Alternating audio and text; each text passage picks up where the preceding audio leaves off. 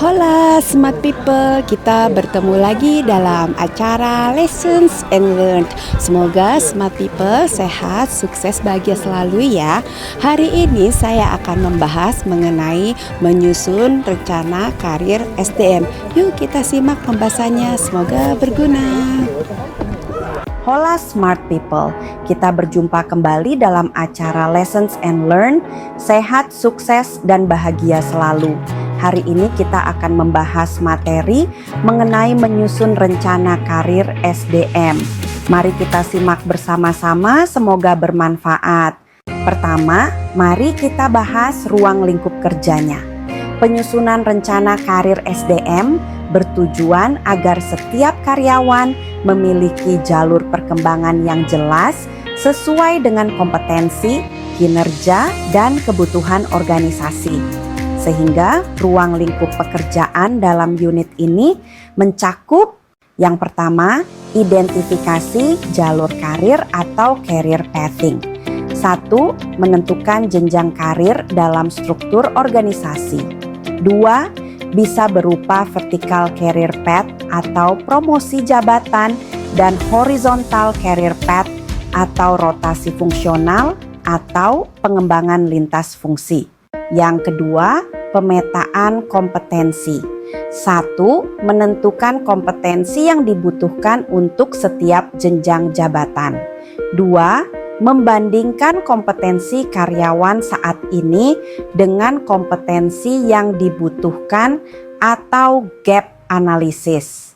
Yang ketiga, penilaian kinerja dan potensi. 1.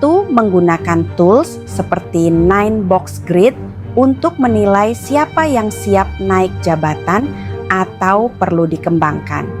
2. Pertimbangan berdasarkan kombinasi kinerja dan potensi. Yang keempat, perencanaan pengembangan individu atau Individual Development Plan atau IDP. Menyusun rencana pelatihan, coaching, mentoring, dan pengalaman kerja yang dibutuhkan untuk mencapai tujuan karir. Yang kelima, dokumentasi dan komunikasi karir. Rencana karir harus disampaikan kepada karyawan agar mereka memahami arah dan peluang pengembangan dirinya di organisasi. Lalu yang kedua yaitu kendala di lapangan. Berikut beberapa tantangan umum yang sering dihadapi saat menyusun rencana karir SDM. Yang pertama, karyawan tidak memiliki tujuan karir yang jelas. Banyak karyawan belum tahu ingin berkembang ke arah mana, sehingga sulit membuat perencanaan yang efektif. Yang kedua, kurangnya data kinerja dan potensi yang terintegrasi.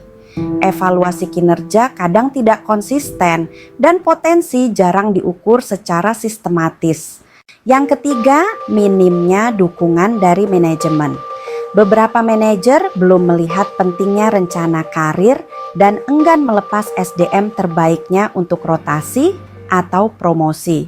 Yang keempat, struktur organisasi yang stagnan. Tidak banyak posisi promosi atau jalur karir yang terbuka, terutama di organisasi kecil atau mapan. Yang kelima, perbedaan ekspektasi antara karyawan dan organisasi. Karyawan menginginkan promosi cepat, sementara perusahaan fokus pada stabilitas dan kompetensi jangka panjang.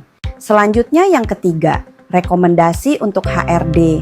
Berikut adalah strategi yang bisa diambil oleh HR agar proses penyusunan rencana karir lebih efektif.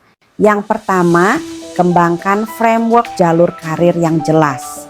1. Susun struktur jenjang jabatan dan kompetensi inti untuk setiap posisi. 2.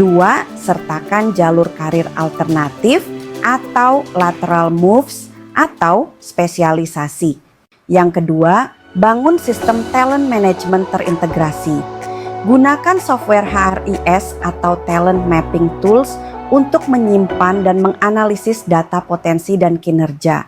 Yang ketiga, libatkan karyawan dalam proses perencanaan karir. Buat sesi career discussion rutin agar karyawan merasa terlibat dan termotivasi. Yang keempat, sediakan program pengembangan yang konsisten.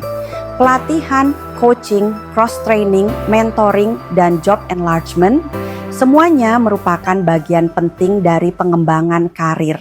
Yang kelima, koordinasi dengan atasan langsung. Supervisi atau manajer harus dilatih untuk menjadi coach yang mendampingi pengembangan karir timnya. Dan yang terakhir yaitu kesimpulan. Rencana karir SDM adalah alat penting untuk 1.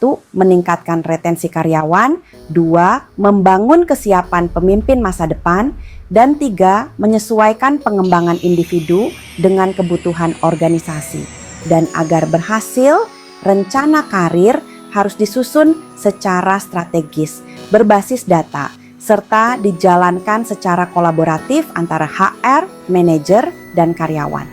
Jika tidak, karir karyawan bisa saja stagnan dan potensi terbaik bisa hilang karena mereka tidak merasa dihargai atau berkembang. Demikian materi pembahasan hari ini mengenai menyusun rencana karir SDM. Semoga bermanfaat, sehat, sukses, dan bahagia selalu. Demikian ya pembahasannya. Jika smart people merasa video ini berguna, mohon berikan tanda like, subscribe, dan share linknya ke teman-teman. Sampai bertemu di lessons berikutnya. Sehat, sukses, bahagia selalu. Bye.